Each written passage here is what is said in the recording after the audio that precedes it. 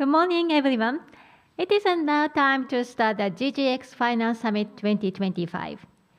To start the summit, Mr. Tsutsui Yoshinobu, Chairperson of the GX Acceleration Agency, will give an opening remark.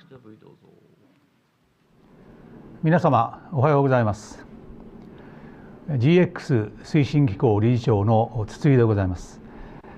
本日は経済産業省と GX 推進機構の共催による GGX ファイナンスサミットにご参加をいただきまして誠にありがとうございます。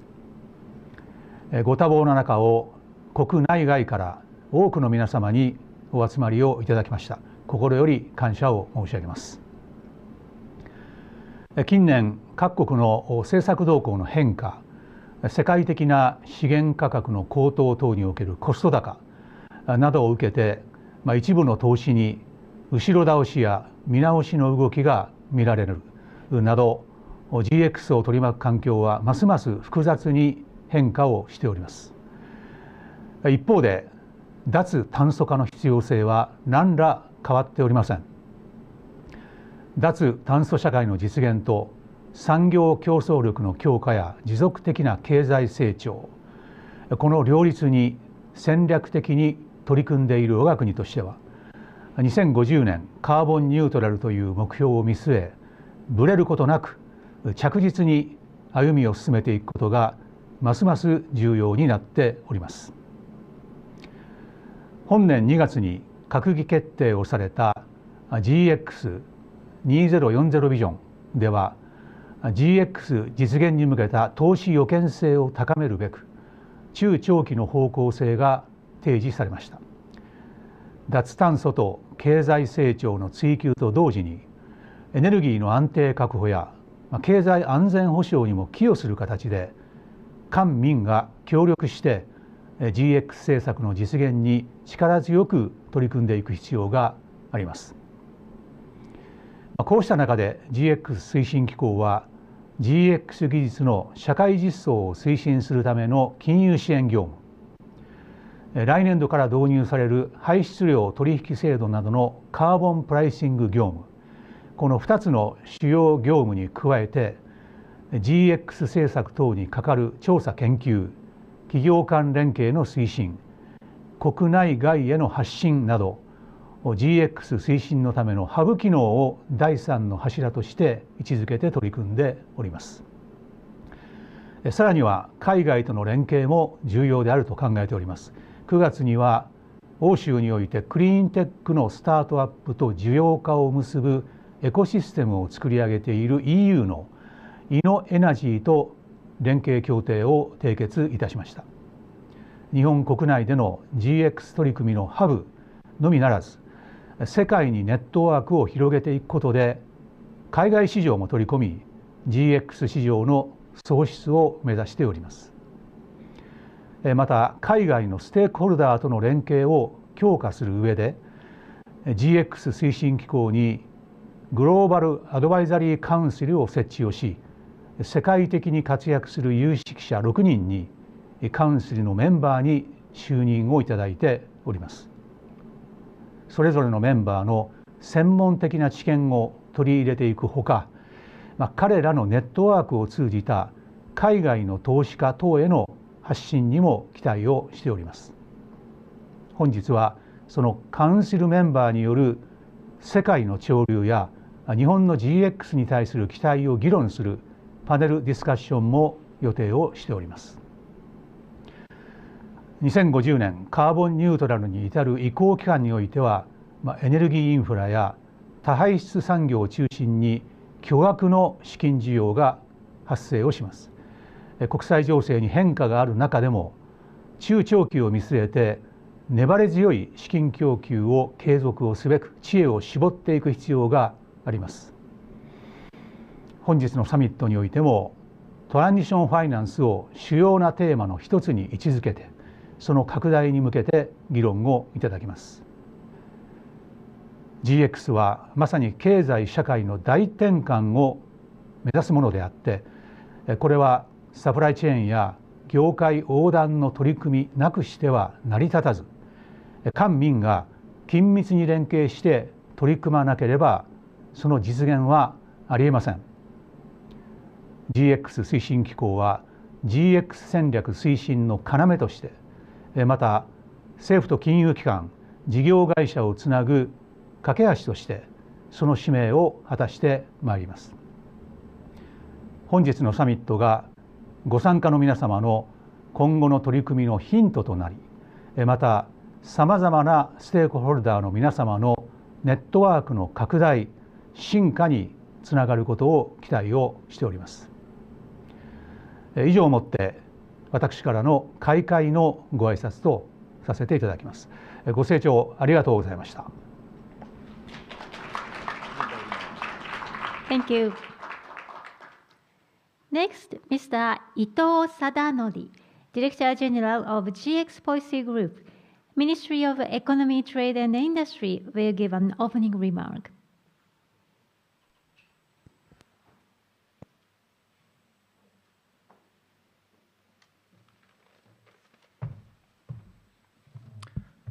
おはようございます。経産省の伊藤です。理事長との役割分担で英語でお話をさせていただければと思います。Good morning, distinguished guests and colleagues. My name is Ito, DG for GX Policy Group at Ministry of Economy, Trade and Industry of Japan. On behalf of the organizers, it is my great privilege to extend a warm welcome to all of you attending the GGX Finance Summit 2025. We are so much honored to host this summit with esteemed participants from across the globe who are leading efforts in sustainable finance and clean energy investment. Since its launch in 2019, this summit has grown into a key platform for global dialogue on the agenda. This year marks 7th edition, and it comes at a time of significant global change. Over the past year, we have witnessed evolving dynamics around climate policy in the global landscape, including the inauguration of the new administration in the United States, persistent global inflation pressures, and heightened awareness of energy security. In this context, Japan's GX, or Green Transformation Strategy, remains steadfast. It is a comprehensive trifecta approach that aims to simultaneously address climate change, energy security, and economic growth. We are also committed to pursuing carbon neutrality through one goal, various pathways approach, tailored to each country's circumstances and policies. For nations that rely on imported energy like us, strengthening domestic energy production and supply chains through GX is crucial for energy security. That is why Japan continues to promote policies with emphasis on consistency and predictability to accelerate GX-related investments. To support this end, we have already committed 20 trillion yen, approximately $130 billion in government spending to support preceding investment in this area. We are also preparing to launch GX emissions trading system, GX ETS, next year. The scheme is designed to create markets through price formation for GX technology and products, and the challenge is to effectively connect these efforts with GX investment. In Japan, GX investments are already happening, not limited to renewable energy, but covering decarbonization of manufacturing industries such as steel and chemical, and development of new energy sources such as hydrogen and ammonium, and these efforts require substantial financing. For example, around 80% of energy demand in Japan's manufacturing sector comes from heat, which cannot be electrified in the short term. Reducing emissions in this area will require long-term innovation and significant costs. To address these kind of challenges, Japan has been promoting transition financing. Its domestic market already grown to nearly 2.5 trillion yen, and the potential demand is even greater. In the hydrogen sector alone, we expect around 3 trillion yen in government spending by 2030, which will stimulate further private investment. This includes next-generation ships powered by ammonia, an important step towards decarbonizing transportation sector and a prime example requiring transition financing. Across Asia, the estimated demand for decarbonization finance is said to be around 4,000 trillion yen, approximately 26 trillion yen US dollar. Recent reports from Asian Development Bank and International Energy Agency highlight global needs in areas such as energy efficiency and energy transition. The Loan Market Association has also proposed principles for transition finance, showing growing interest in this field. Gaining access to Asia's vast investment needs is critically important as a growth strategy for both Japan and Asia. To accelerate the global transition, Japan is actively contributing through initiatives like AZEC, Asia Zero Emission Community, which promotes regional cooperation and the deployment of zero-emission technology across Asia. To expand GX investment further, we must attract capital from both domestic and international sources. As you know, Japan aims to become a global investment hub and a leading asset management center, targeting market creation of 135 trillion yen by 2030 and 200 trillion yen by 2040. A key to unlocking this potential is corporate disclosure. From fiscal year 2027, certain listed large companies in Japan will be required to disclose sustainability-related information. We hope this will go beyond mere disclosure and create opportunities to drive capital towards GX investment. To stimulate market demand, METI has launched a new framework called GX Acceleration Declaration. This initiative is designed to highlight and actively recognize companies' efforts to procure GX-related products and services in their supply chain. Our goal is to foster markets where the value of decarbonized products is properly recognized throughout the supply chain, and disclosure of Scope 3 emissions can also serve this purpose. The Scope 3 guidebook, which will be developed by the TCFD consortium, is expected to play an important role in this effort. Looking ahead, we will continue to enhance visibility and accountability into supply chain efforts and accelerate the development of GX markets. In closing, GX should not be regarded as just climate risks or burden.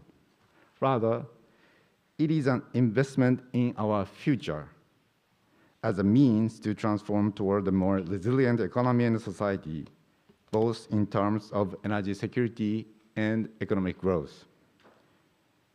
I hope today's summit will be a meaningful opportunity to share ideas and advance discussions on concrete actions to build a better future, working together across industries and borders. Thank you very much for listening. Thank you, Mr. Ito. Next, Mr. Shigetake Naoki, Chief Operating Officer, GX Acceleration Agency, will give a keynote speech 1. How do we accelerate Japan's GX?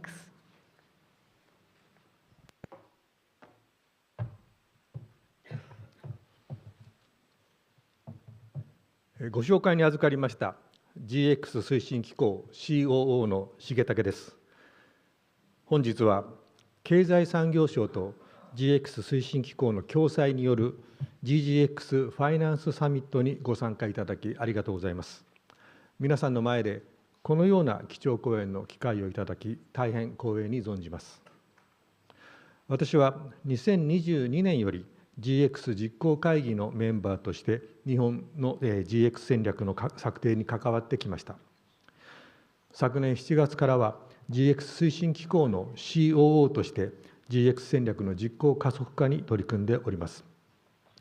本日はその経験を踏まえて、日本の GX 戦略の課題とそれをどう乗り越えるかについて試験をお話しします。メディアを通じて世の中の動きを見ていると、世界中に脱炭素の嵐が吹いているというように感じられることがあります。関連プロジェクトがどんどん見直しされている、日本においても一部プロジェクトの見直しのニュースなどが報じられました。その結果、最近 GX の取り組みに対して後ろ向きの発言も聞かれるようになりました。脱炭素への逆風×インフレなどのコスト増により経済性が悪化した。したがって GX の取り組みを延期する。GX の必要性、重要性は分かるが、取り組みはもう少し後でいいのではないか。本当にそうでしょうか。本当にそれが戦略的に正しい判断でしょうか。私はそうは思いません。第一に、世の中全体が脱炭素という前提が間違っています。表面的な発信は別にして、多くの国がトランジションに軸足を移したに過ぎません。欧州は競争力をキーワードに現実的なトランジションに舵を切りました。米国もレジリレンスや産業強化を打ち出してエネルギートランジション投資を実施しています。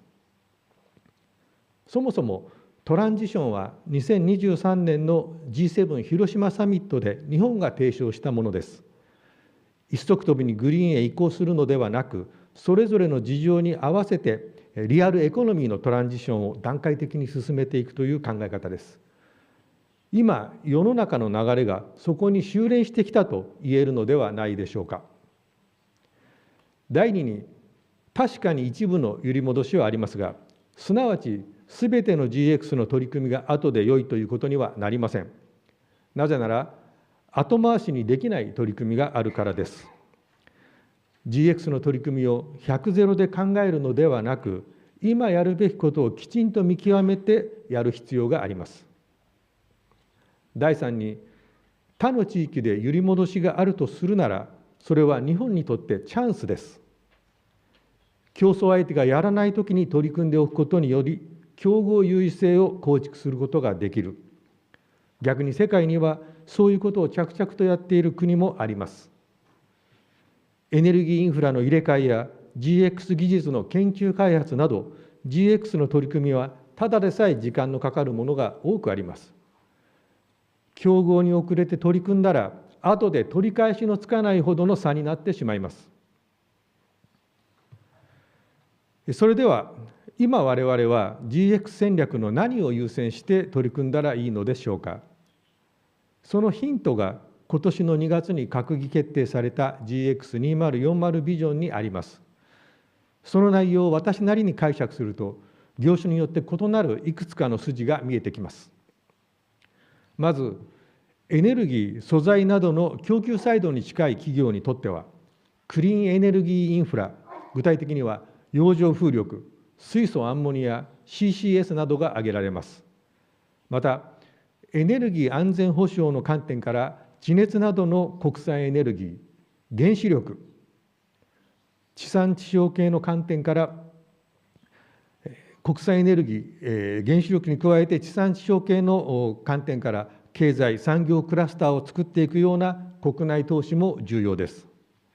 さらにクリーンエネルギーインフラのサプライチェーンの構築も今加速化すべき重要な取り組みです。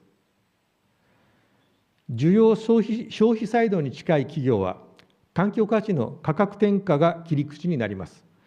スコープ3も含めて自社の差別化になるような要素を製品セグメント単位で特定する。それをサプライチェーン上流の企業と協力してどのように実現していくかを考えるなどです。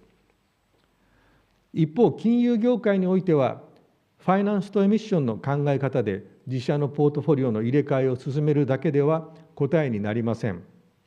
そもそもポートフォリオの入れ替えも簡単ではありませんし、リアルエコノミーのトランジションにつながりません。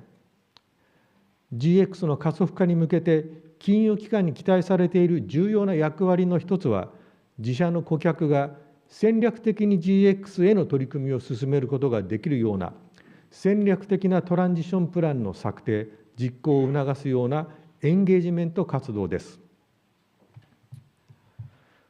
さて、GX 戦略の何を優先するかが分かったとしても、現実的に今どうやってそれを進めていくかは簡単ではありません。特に GX 特有のリスクがあり、中長期で大きな資金が必要、かつインフレなどでコストが上がり、経済性が苦しくなっているとしたらなおさらです。その悩ましさを解決する一つの解は、ブレンディッドファイナンスです。別の言い方をすれば、官民が力を合わせてリスクをシェアし、知恵を絞りに絞って経済性が成り立つ工夫をするということです。実際にすでにそういう動きが出てきています。9月30日に水素アンモニアの値差し支援の第1号案件として、名古屋地域の取り組みと川崎の取り組みが発表されました。また、鉄鋼業界における革新電動の取り組みは着々と進んでいます。これらはまさに民と官が力を合わせ、知恵を絞ればできるという見本ではないでしょうか。GX2040 ビジョンの中で私が注目しているのが GX 産業立地です。8月に開催された GX 実行会議において GX 戦略地域制度の創設が打ち出されました。コンビナートなどの再生、データセンターの集積、脱炭素電源の活用という3つの類型で GX 戦略地域を選び、そこに集中的に大きな支援と規制緩和をしていくという政策です。すでに200件を超える提案が寄せられていると聞いています。これはまさにクリーンエネルギーベースの産業構造への転換を図り、新たな競争力のある GX 産業クラスターを作っていくという GX 戦略の柱の一つとなる取り組みです。GX 戦略の実現に向けて政策的な優先順位を考え、ばらまきではなくメリハリのある大きな支援策を打ち出していくところに、新たな成長戦略として政府が GX にかける本気度がうかがえます。GX 戦略の取り組みや政策は、これまでどちらかというとサプライサイドを中心に行われてきました。GX により上がるコストについては、本来環境価値として評価されるのが理想です。しかし現段階ではまだコスト増分の価格転嫁をどうするか、誰が負担するのかという堂々巡りの議論になりがちです。GX 推進機構では今回、消費者調査による環境価値の需要度の定点観測を開始しました。結果を見ると、まだ移行調査の段階ではありますが、さまざまな工夫によりコスト増を負担できるようなレベルの環境価値を認める需要の可能性が見えてきました。こういった GX 需要創造も関係者が力を合わせて今取り組んでいくべきテーマです。このあたりは本日機構からリリースされた GX フューチャーレポートに詳しく述べてあります。入り口のところに置いてありますので、ご興味ある方はぜひご参照ください。そもそも GX 関連事業の特性として、一社で完結する取り組みは少ない。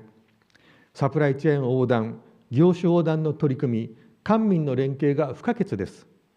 一社ではできないことも力を合わせて工夫すればできることはたくさんあります。我々 GX 推進機構はそういった取り組みにチャレンジする皆さんを応援するべくここにいます。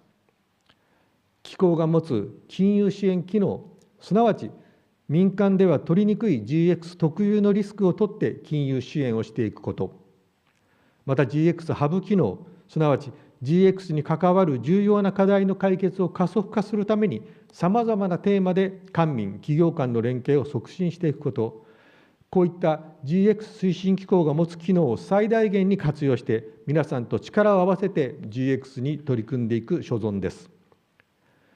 力を合わせるパートナーは国内企業に限りません。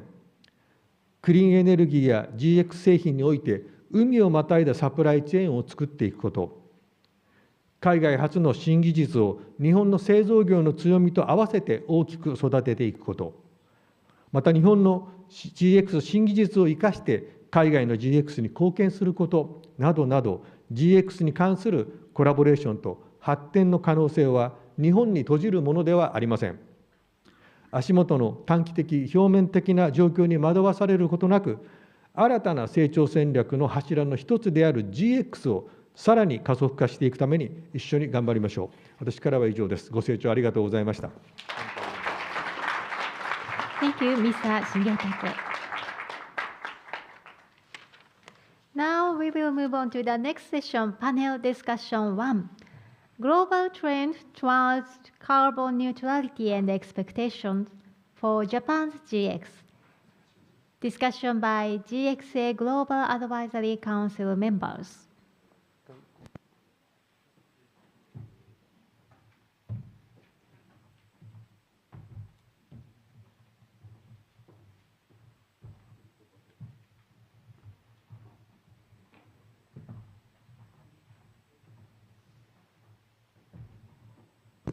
The moderator of this session is Mr. Takada Hideki, Director of Finance and Sustainability, GX Acceleration Agency. Now I'd like to ask Mr. Takada to moderate the session. Mr. Takada, please. Well, thank you very much. Good morning, everybody. My name is Hideki Takada, Director of the GX Acceleration Agency, and I'm going to do the moderator of this great panel, and joining us are the members of the Global Advisory Council of the GX Acceleration Agency, which was mentioned earlier by the opening remarks by Mr. Tsutsui.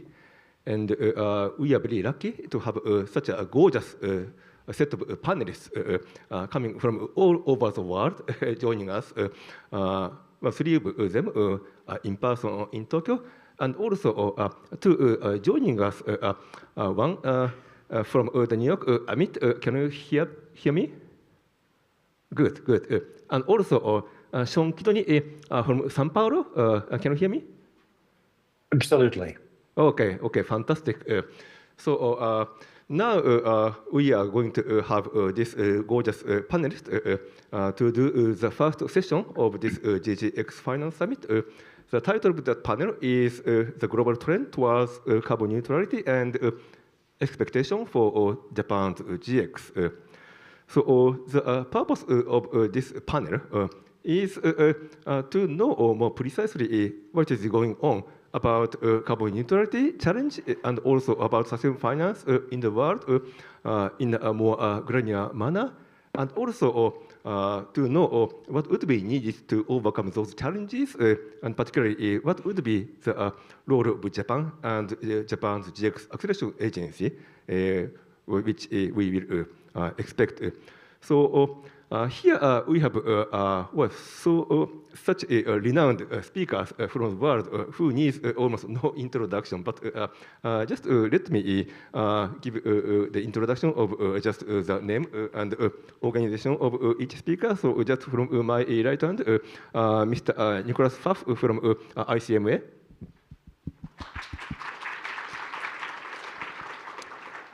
Mr. Robert Youngman, OECD. Ms. Sherry Madera, CDP. And joining us online, Mr. Amit Buri, GIN, Gene. Thank you. And Mr. Sean Kidoni, Climate Bonds Initiative. Right, so just let me tell you very briefly about the theme of this panel. As we all know that the financing net zero transition is the global imperative. However, we are now facing many challenges, both in the world and also in Japan. So the political polarization of the world and anti-ESG movement in some jurisdictions and geopolitical tensions. Apart from those political challenges, we are facing the rising inflation, which is causing some suspension in certain high-profile green projects. And also on the part of the corporates, there is some sense of regulatory fatigue, which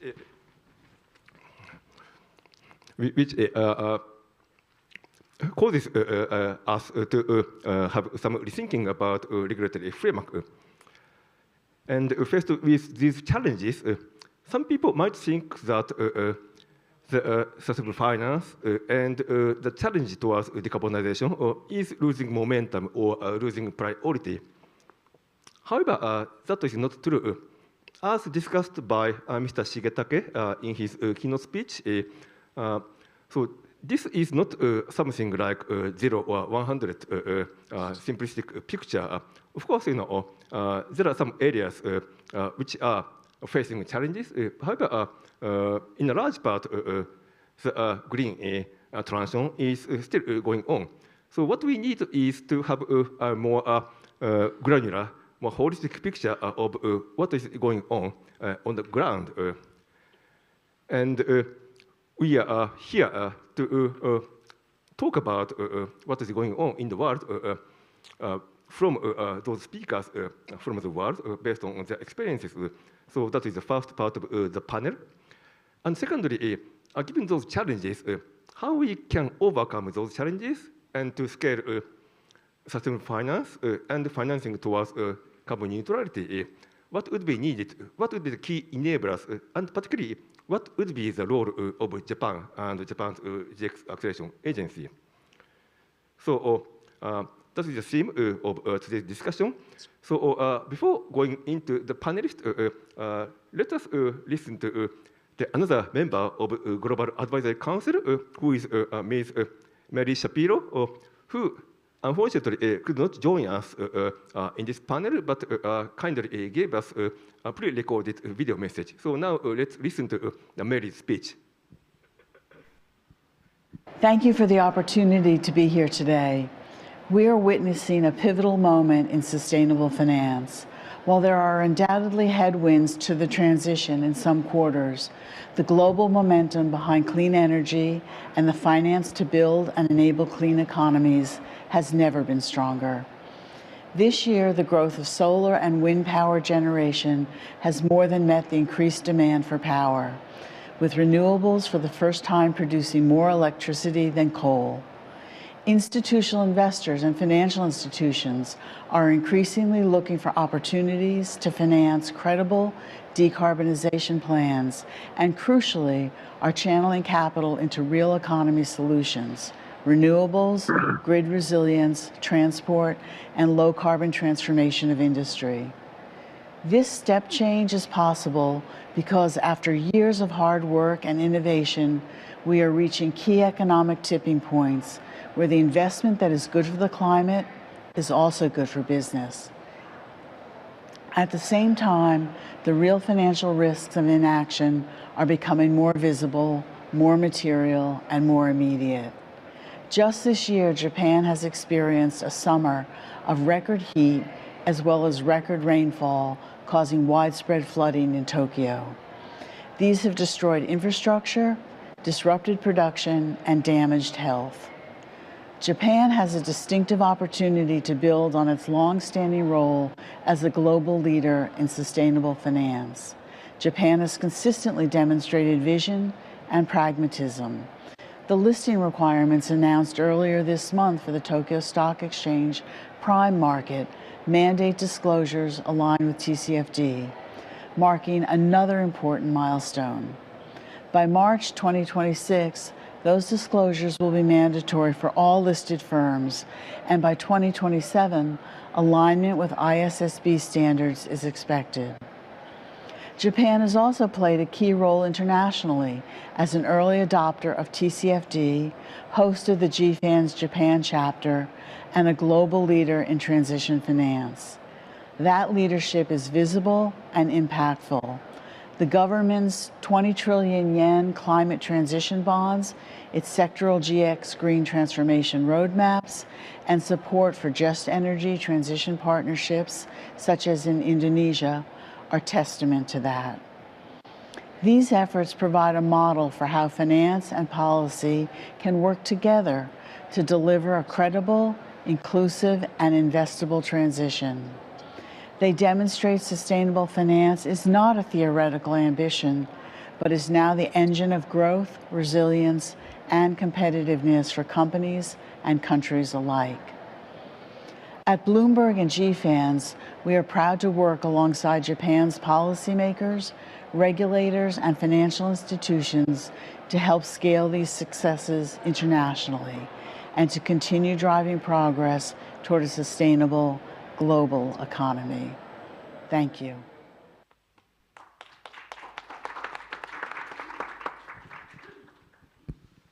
Well, thank you very much, Mary. And so actually, the Mary's speech has summarized almost all what you want to hear already. But anyway, it's a quite encouraging message. But just let's start the panel discussions to dig into more details. So, well, the first question I will make is how do you see the global trends towards decarbonization and the current challenges?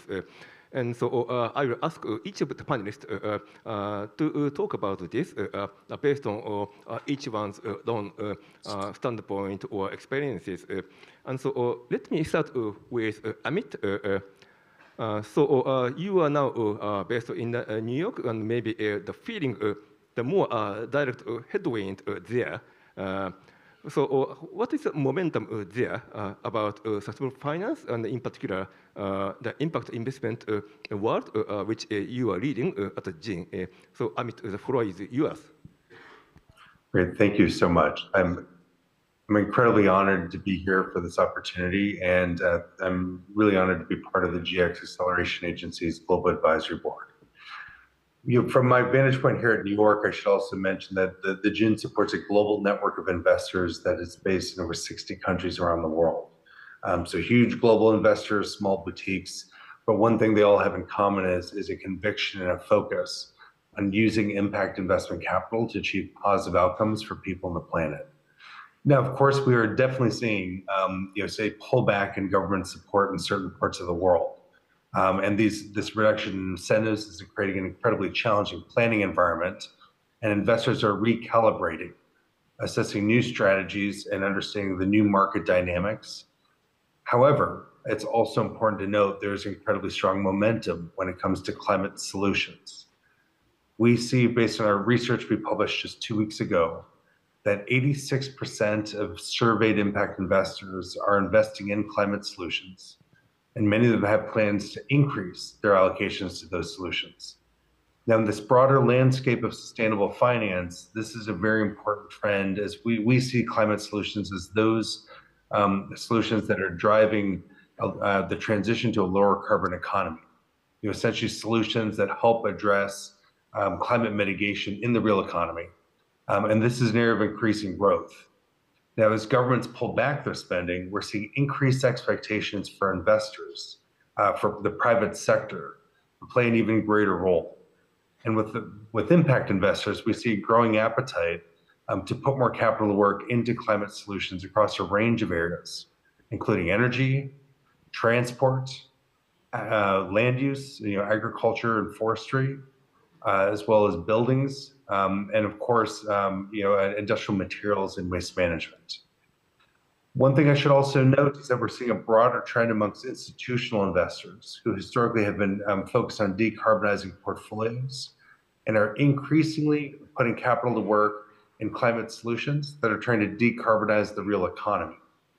We recently published a climate solutions investing framework, which helps investors understand how to make good choices in investments that are aligned with net zero pathways and are oriented around driving a transition to a low carbon economy in methods that are grounded in science.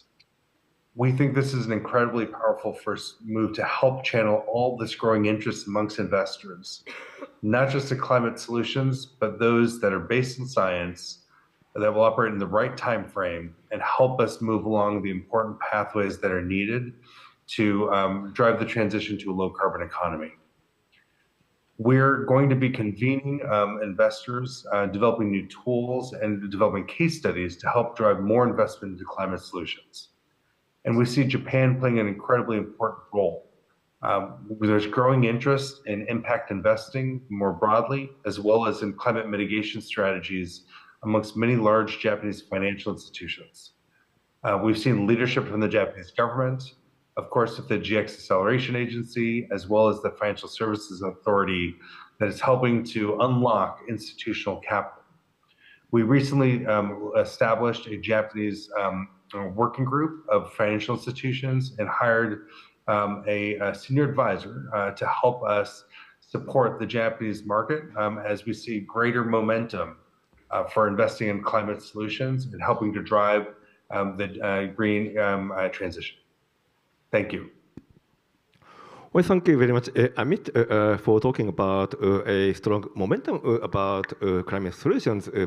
So let's now move on to Sherry. You are the CEO of CDP, and CDP has been working on enhancing corporate disclosures on climate and sustainability. And so particularly, how do you see those attitude of the corporates about those sustainability disclosures, and how do you see the sustainable finance in general?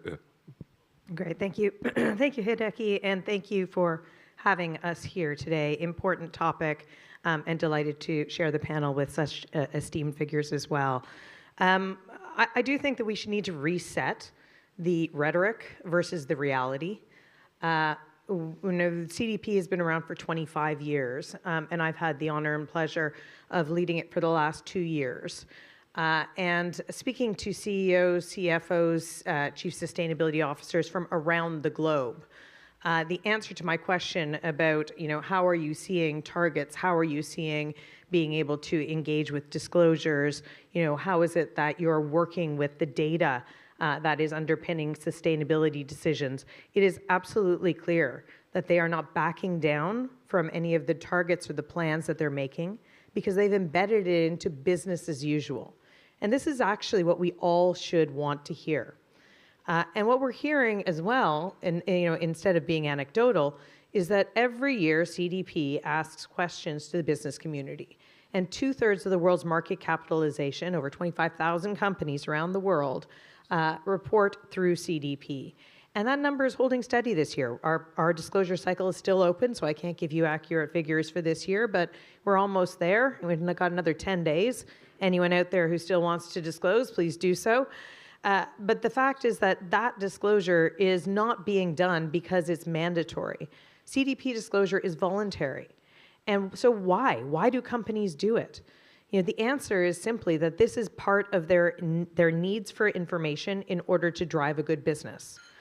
In particular, they are doing it for 3 key reasons. One is access to capital. And again, we can see that through not only sustainable finance, but very practical financial opportunities, such as lower cost of capital when you have a certain A rating from CDP, or if you have certain data points that you can share to your bank that are giving you actual costs of capital that are lower. So access to capital is certainly one. The second is business efficiency, and this includes that your client is asking. I think we heard earlier, even this morning, the integration of supply chains and how you think about your business as being part of a wider whole, driving economic futures. That is the reality of thinking about sustainable data as well. Your customers are asking you for that information. And certainly that is showing that disclosure is an important piece of business. And then the third is compliance. So we've got access to capital, business efficiencies, and compliance. It's the ABCs. This is the reason why companies are disclosing. And if we think about that, and everyone's talking about the rollback in sustainable finance and thinking about, how to engage with sustainability, I can tell you that those fundamentals are still continuing. The demand is still out there, and we're still seeing the increase in the number of companies that are supplying more and better data across the piece. And why is this? It's because of risk and opportunity. So this isn't a nice to have box ticking exercise. This is because 67% of the respondents to CDP have identified tangible financial risks that are based on sustainability changes.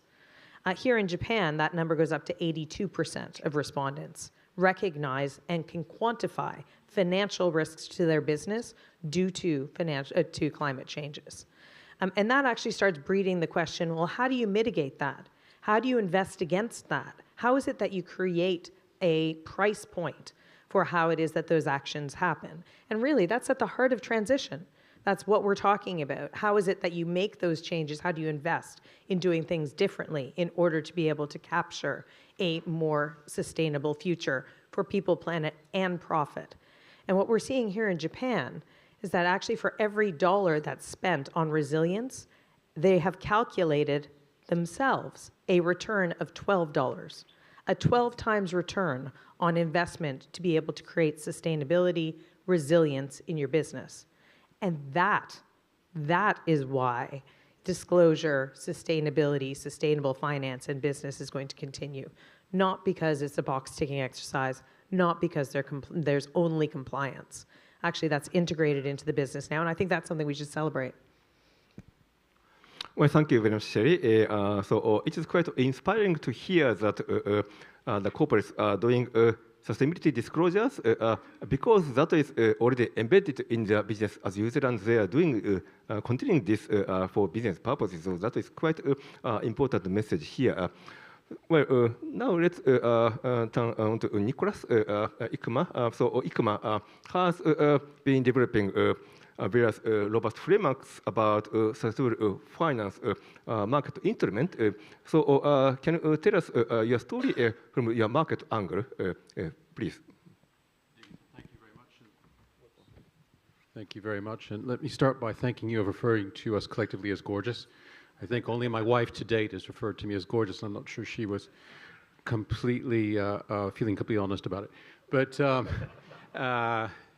let me, jokes aside, yes. So I think it's similar to the message that Sherry just gave us. The sustainable finance market is alive and well. The numbers that we are seeing today are essentially aligned with last year. If you look at late September, we were flirting with $700 billion in terms of total issuance, and that again was essentially equal with last year.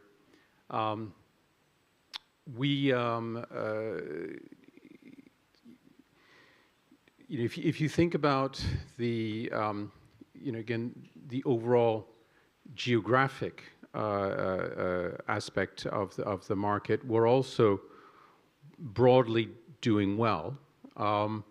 But I would say that it's important to not look at these numbers and become complacent. I do think that there are some not quite red lights, but there's some amber lights flashing out there. And one is rebounding what I just said. Flat is not great. We'd like to see some momentum, and actually we're falling slightly behind. The structure of issuers is also changing. Last year we had 32% of corporate issuers, and now we have 22%. That's a significant fall, of course. Now, the good news is other issuers, financial institutions, and SSAs have stepped in. So again, that's where we found the numbers. But it was a great sign of progress when we had a third of the market represented by corporates. So that's where I would say let's keep that in focus. Now, of course, issuance out of the United States has fallen dramatically and unsurprisingly. Now, the bulk of issuance out of that market was historically the quasi-federal mortgage agencies. So again, it's not surprising in the political climate in the U.S. right now that they're not rushing to issue sustainable bonds.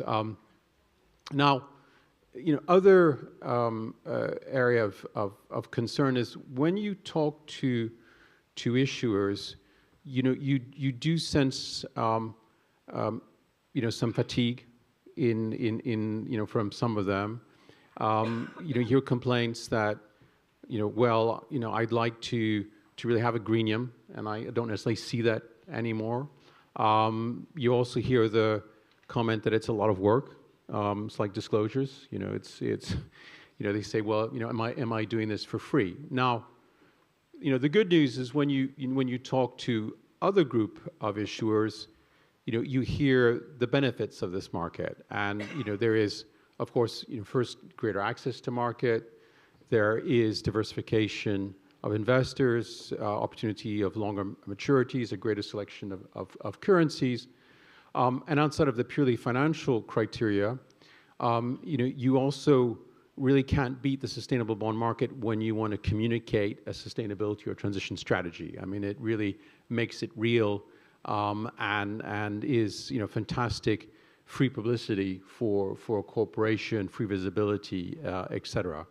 Now, looking at the opportunities out there and coming close to Asia, it is clear that as we talk more and more about transition finance, topic which is dear to the GX agency, we are facing a frontier, and this frontier is one, I think, of great opportunity. But what it requires us to do collectively is to figure out how to invest in areas and sectors and projects which are not green in the near future, and maybe, quote unquote, transitional, i.e. it might be okay for the next decade, but then we may have to stop investing in those areas. And this is where, a lot of work has been done. The OECD, Robert may want to talk about this, published a great, piece of work on avoiding carbon lock-in. The IEA has just published an important study 2 weeks ago, narrowing in the opportunity of investing in the hard-to-abate and fossil fuel sectors. And the example we have in Japan with the efforts on transition, the work of the agency, the transition bonds is pointing us in the right direction. And you know where I'm leading here, right? I mean, so of course at ICMA we've been following this very closely. Our friends at the LMA and the other trade associations in the loan markets are also looking at this, and I do hope that we will. Well, I don't hope. I know. I know that we will have some announcements in that space, and we hope that this will contribute to the future development of the market. Well, thank you very much, Nicholas, for talking about the both opportunities and also the challenges in this market. Of course, we cannot be complacent about the situation. It is the fact we must face that the political reality is biting into some part of the market, but still there are a lot of opportunities going on as well. So we should not be too optimistic, but we should not be too pessimistic either. So and also thank you for hinting about the announcement you are going to make, well, just within 24 hours maybe, or less than that maybe. But anyway, so let me come back to that later. So now I'd like to turn on to Sean. So you are now in Brazil, and so there is a 12-hour time difference. So it is, I think, the late at night in Brazil. Thank you for joining us in the late night. But I know that you have much more than enough energy still remaining in you. And so well, just talk about what is the atmosphere there. So how do you see the world trend right now? The floor is yours, Sean.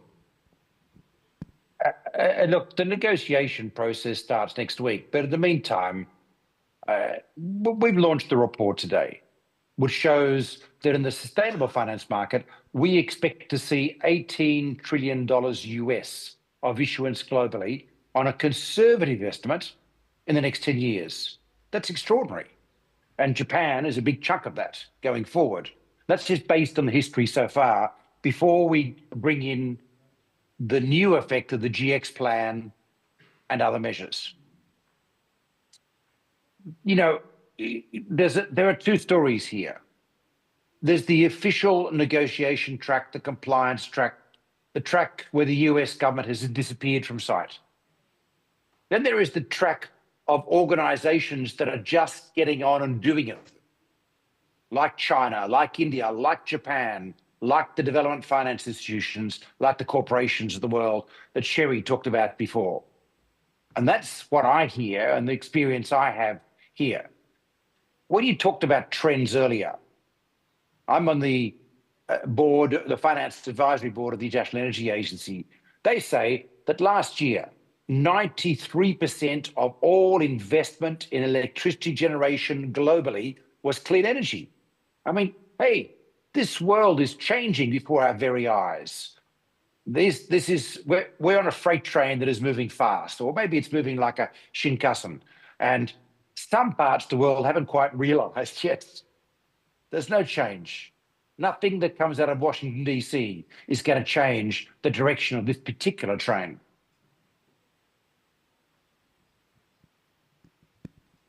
Well, thank you very much, Sean. So let us come back to you later for more details. Certainly, you may have much more you want to say. So, but anyway, so now let me turn to Rob. So just last month, you organized the 12th edition of the OECD Forum on the Green Finance and Investment, which I attended also. But just tell us about what was the atmosphere and what was your take about the global trend from the forum. So maybe you are using a slide. So, yeah. Please show the slide. Thank you very much, Hideki. It's an honor to be here.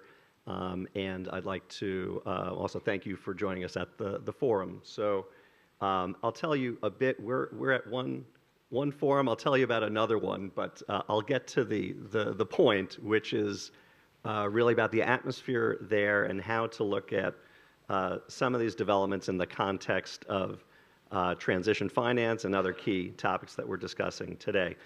So the OECD has been organizing these forums for 12 years, and I've been a part of it ever since the first one.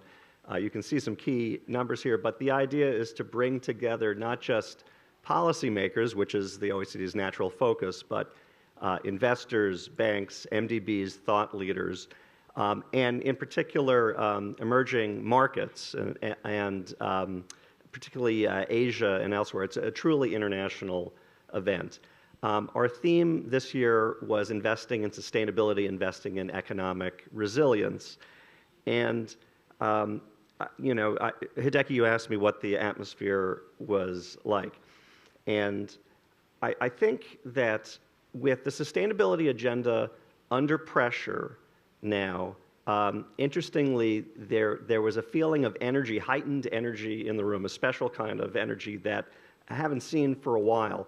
And if you could think about it a little bit like a tennis ball, if you try to squeeze it, it bounces back. And I think for people who have worked on this issue for a long time, there's a question about getting back to basics, about how you actually can move investment. And let's be candid with each other, and let's think about how that can happen. So I think people were very keen to get together in person, talk candidly about what solutions can be in this area.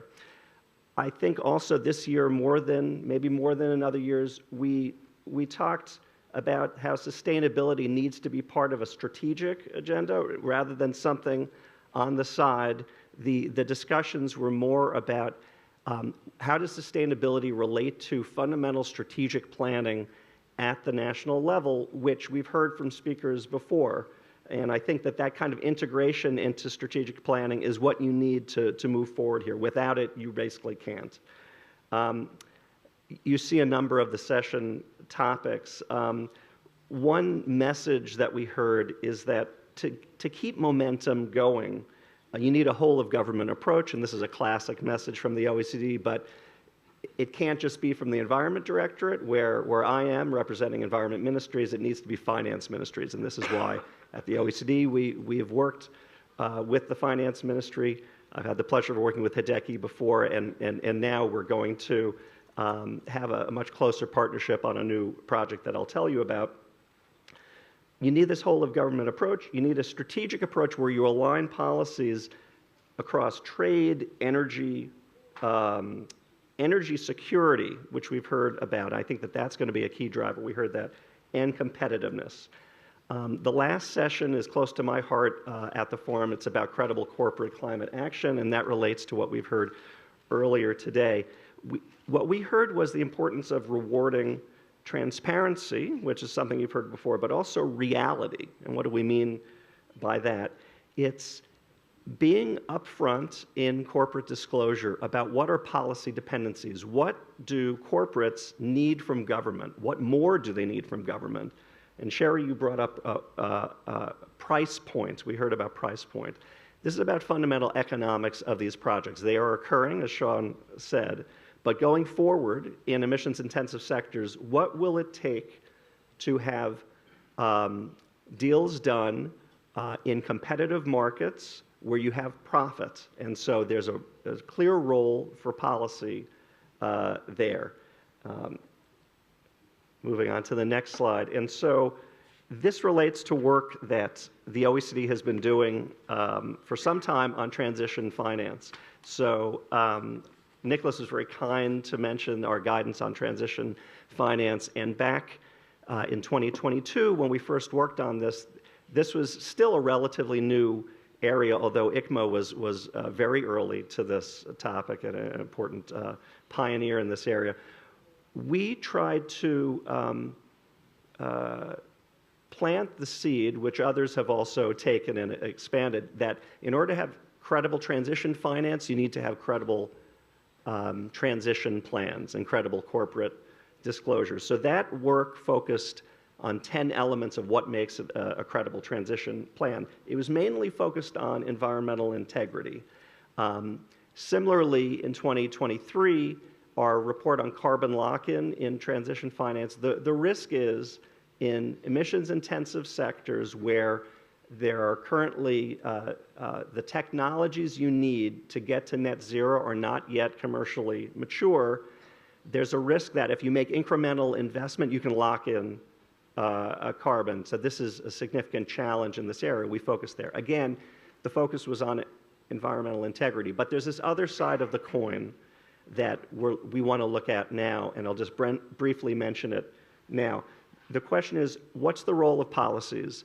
And in order for a transition plan to be credible, it's one thing to have very ambitious targets, but if in practice an investment is not economically viable under the current policy or market conditions, then, as others have said, it's sort of wishful thinking, and it's a piece of paper. It's not really integrated in the business plan of the company. That's what makes a difference. So I look forward to telling you more about that project if we have time.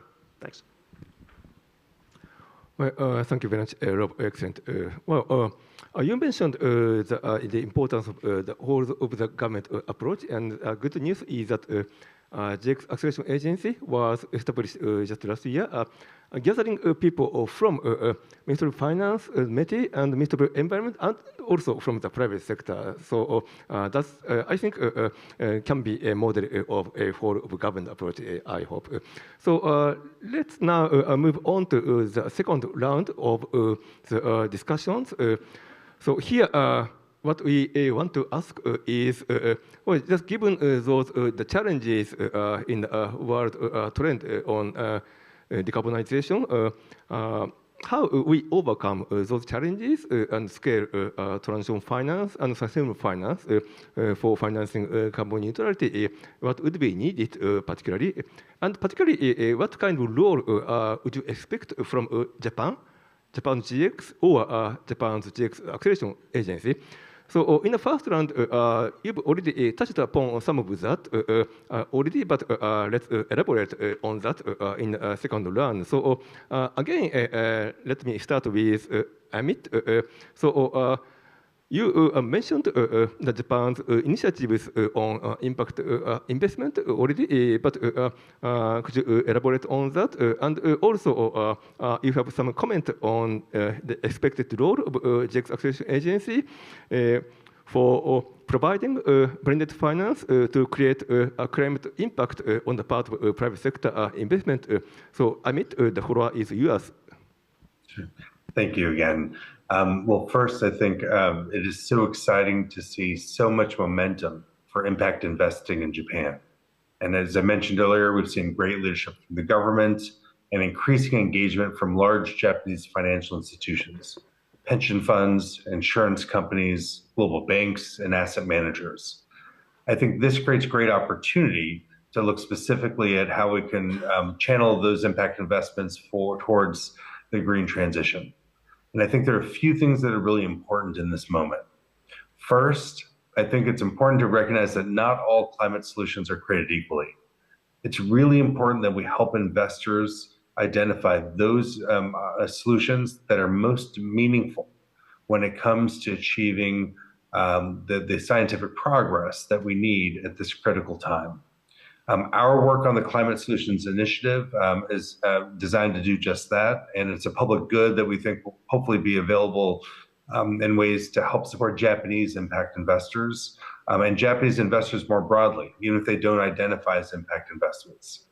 But it's really designed to help make good choices when it comes to the climate solution options and figure out which ones are aligned with the critical pathways. The second thing that I'd like to emphasize is building on what Shigetake-san said on in his opening keynote, that we do need to look to blended finance. It's important that we find ways to de-risk those early stage investments and those frontier investments that will help catalyze the green transition. So public-private collaboration, as well as engaging different types of investors, whether it's development finance, large commercial capital foundations, and publicly backed agencies, I think will be very critical to making sure we get enough capital moving to the right types of solutions in the right time frame. Third, we think it's really important to take a systems thinking lens. So we're not looking just at specific projects and deals and opportunities, but rather connecting that to the broader transition we need at an economic level. So it's not just investing in climate solutions, but it's prioritizing the most meaningful climate solutions in terms of their climate mitigation impact. I think it's increasingly critical to tap into local expertise and partnerships, as well as to reinforce our collective public narrative. Fundamentally, the green transition is about safeguarding our future, helping to create the economy of the future, driving more energy resilience, more independence, as well as more economic opportunity and shared prosperity. But the narrative and the framing is critical in this moment, and we think there's a tremendous opportunity for all of us to have a shared collective narrative to help drive more action and more investment in the green transition. Now, for the GX acceleration in particular, I think there's a couple things that are important to its role in this moment. One is to own its kind of bold leadership in convening investors, private sector players, and other types of leaders in the climate movement, just as you're doing today. This type of dialogue and collaboration is very critical to building the momentum that we need. We think it's also important to connect this to the global agenda and a broader set of stakeholders. And of course, we're doing that right now. But that is going to be increasingly critical because Japan has an important signaling power to the global community about the need for investing in green transition and the ways in which governments can support that in line with their national priorities. I think it's also critical to incorporate good impact management and measurement approaches. This is both important for the GX Acceleration Agency itself, but it's also important for investors to be integrating an approach to impact throughout the investment process. So we are ensuring that we are making choices, setting strategies, and managing investments towards those important climate outcomes. And finally, it will be increasingly critical to pioneer innovative financial structures and products if we are going to galvanize the capital that we need, we will have to continue to be creative about blending different types of capital and designing structures that crowd in more investment at a critical time to drive the green transition. Thank you. Well, thank you very much, Amit, for many insightful comments, and particularly including the encouragement for the GX Acceleration Agency's work, including blended finance. Let me come back to Rob. You already touched upon the OECD's work on corporate transition plans, which focuses on ensuring environmental integrity and at the same time economic feasibility. Can you elaborate on that? And perhaps you could also mention your next steps in Japan, maybe. Thanks very much, Hideki. So we're back to the slides. So Hideki mentioned key enablers for this question to overcome various challenges and scale finance. And so under the heading of enablers is one of our favorite uses of the word enabling environment, enabling policies. And so that's the focus of this new work, building on the previous work that I mentioned before on our guidance and on environmental integrity. We want to look in particular at how policies affect how mobilization of finance to decarbonize emissions-intensive sectors, and also how do policies affect the credibility of a corporate transition plan or related disclosure? And this key question I mentioned, which is, will a corporate plan actually deliver economically feasible transitions in line with climate objectives? And this all has to do with the economic feasibility of the project and how policy supports that or maybe falls short. So we're going to do this in two ways, and I'm also going to get to how we're cooperating with Japan on this. We want to understand how investors think about policy in this area before they move forward and make an investment, as they survey the landscape, take a look at project opportunities, take a look at risk and return. What do they expect in terms of policy support? How does policy affect that risk-return profile? And do they see it as more being needed? Which policies are the most important? Similarly, we're going to talk to real corporates on this and take a look. And the way that we're doing this whole project is through a sector and country-specific case study approach. So we're looking at emissions-intensive sectors, but in particular, since the automotive sector is so strategic, since there's discussions about the auto sector as being strategic and competitiveness for that sector is essential in Europe, in Japan, elsewhere, we're focusing on that sector to try to understand how do you marry competitiveness and sustainability over the long haul with the help of the government. So we're taking this sectoral approach. We're asking sectors, real economy actors, which policies are most important. Then we go and we take a look at the existing evidence base. And what we want to do is tell policymakers at the end of this exercise, okay, we've spoken with the private sector. They think that these 5 policies are really essential if you want to attract investment to emissions-intensive sectors for decarbonizing. At a time when there is some perceived backsliding, maybe some actual backsliding in terms of policy, we think in the next couple of years, a message emphasizing the areas where you can't step back if you're very serious about bridging this economic feasibility gap is important, and that's what we want to deliver with this report. And going back to Japan, how are we cooperating with Japan? So I'm very happy to announce that this Friday we'll be holding a workshop in cooperation with Hideki and the GX Acceleration Agency. With the participation of METI, we'll be holding a closed-door event to encourage candor, and that's what the trick of this project, inviting real economy actors, financial institutions to tell us more about which policies are most important, to tell us more about where more will be needed. And in this respect, I think that Japan is a very interesting example because of their structured cooperative approach between the private sector and the public sector.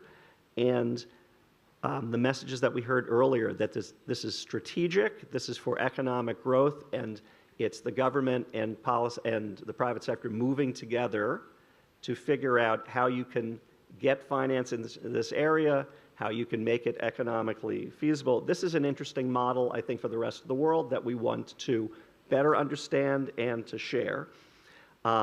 Also providing long-term signaling.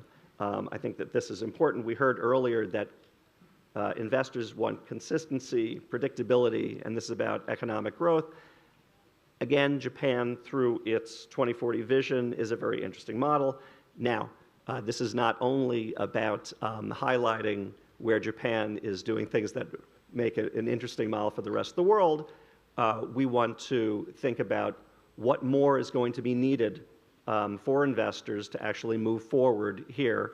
And so we want to hear that from investors. We really look forward to this cooperation.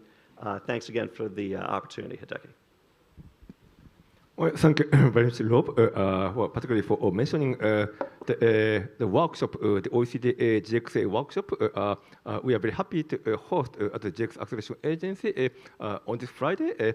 Sorry for the audience, it is a closed session, but this will be just the start of the wider engagement between the OECD and Japanese stakeholders.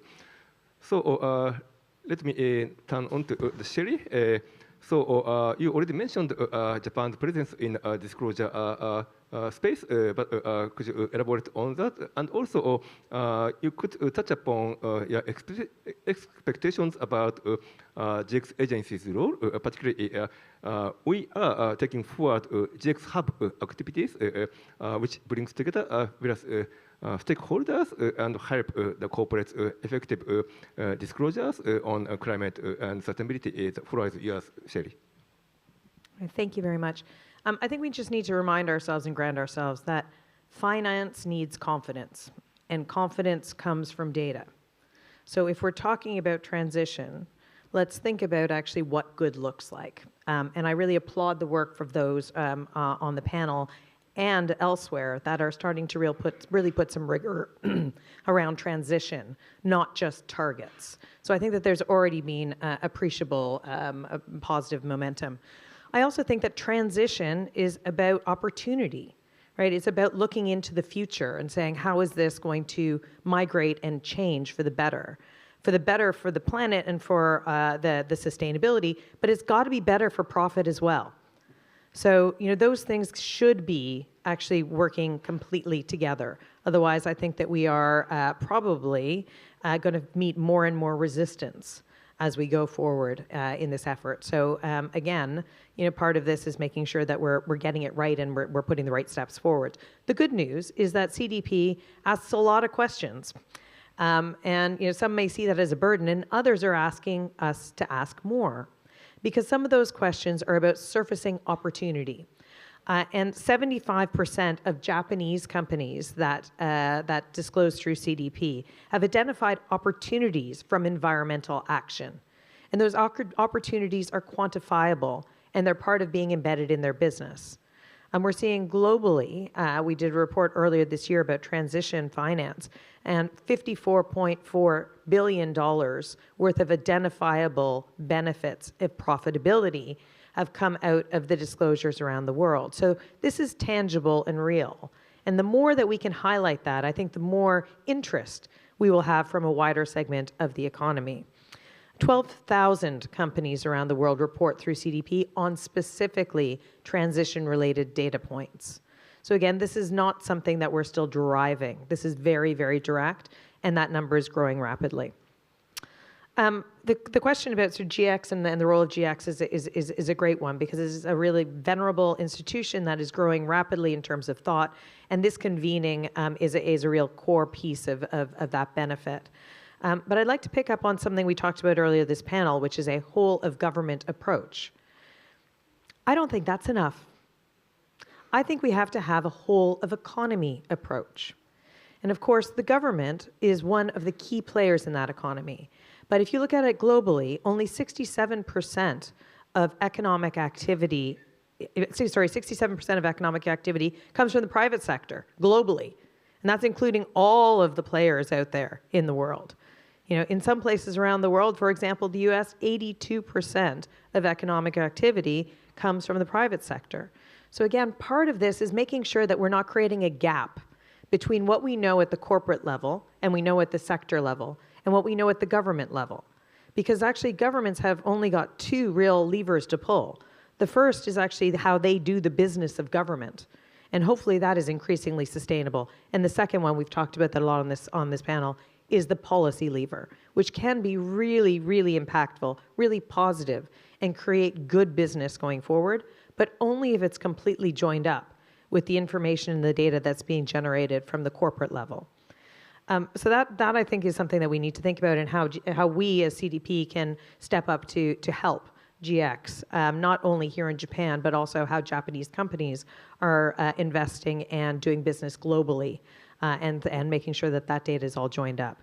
The second point, and we haven't talked too much about this today, but we're seeing it in our CDP numbers, which is a whole of impact approach. So we often talk about climate and sustainability. The factor that has increased in demand from CDP year on year over the course of the last 2 years, last year was 100% increase in demand, was data on biodiversity, on water, on forests, on land use. And again, I think that the world is changing its nomenclature so that actually we're not just talking about a climate solution. We're talking about a whole of Earth solution that is going to support good economy going forward. At CDP, we call that Earth positive economics.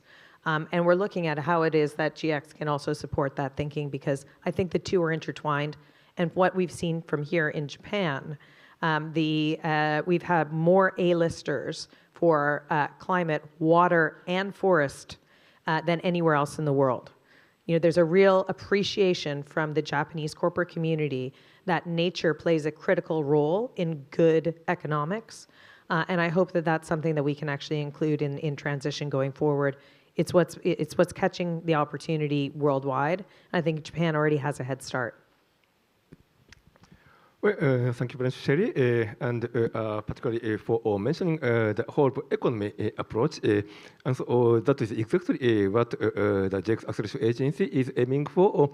So we want to become the GX hub, which brings together industry sector, financial sector, and the policy sector for the joint approach. Thank you. And so now, Nicholas, so there is a long-term engagement between the ICMA and also Japanese stakeholders, particularly on transition finance. And you are going to organize, so for the first time, the ICMA's conference of principles here in Tokyo tomorrow, together with an important new publication, which will mean quite much, particularly to Japanese stakeholders. So just well, maybe you can talk about that. Of course, also other things as well, but the floor is yours.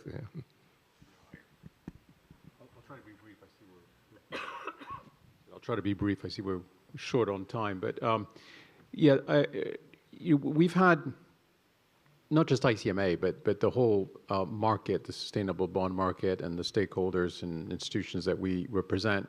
You know, the interaction with the Japanese market, I think, has been mutually beneficial. I still remember about a decade ago when we started with our first sustainable bond conference with the GSDA, and it was a small event, and then I've come back every year since then, and last year we had 800 people, and this was in the context of the initiatives we've been talking about in transition finance in Japan, and so I think it's been a very fruitful journey. Now, the significance of our event tomorrow, I think, sort of caps off this decade or decade plus. It seemed to us, natural at this stage, both with respect to Japan, but also the wider importance of Asia, to bring the annual conference of the principals here. It's facilitated by the great support that we have from the GSDA, but also from the Japanese authorities, whether it's MITI, whether it is the FSA or agencies such as GX. And one, I think it serves to highlight the work and the progress that we've had in Japan, both the market side but also on the policy side. But it also is important in terms of illustrating the global nature of this sustainable bond market. And also what is remarkable is that while on the one hand we've had arguably political fragmentation around sustainability, what is absolutely amazing is that in the market we've had a global consensus, and this global consensus is in Japan, but it's also in China, it's in the US, it's in Europe, it's in Brazil. I mean, wherever we go across the globe, we find that there is general agreement on the way sustainable finance can work. And what's amazing is it's not just in the fixed income market, it's in the loan markets. I mean, it really is extraordinary achievement. And every day I wake up and I sort of, pinch myself and I'm, as we say in French, pourvu que ça dure, may it last as long as possible. Now, specifically in terms of things we can do more with the, with the GX agency, in the work we've been doing the last few weeks on transition, and few years, but very intensely the last few weeks and days, is that when, the real challenge is differentiating between green and transition, and you can't draw a perfect line. But when you get to transition, the important thing is then to, try to get specific. And where there is a consensus, as soon as you get close to anything which relates to fossil fuel, then everybody agrees that it's better to put it in transition. Where the room divides very quickly is when you start getting to hard to abate, because there's a lot of things you can do hard to abate in green. A lot of taxonomies allow you to do that.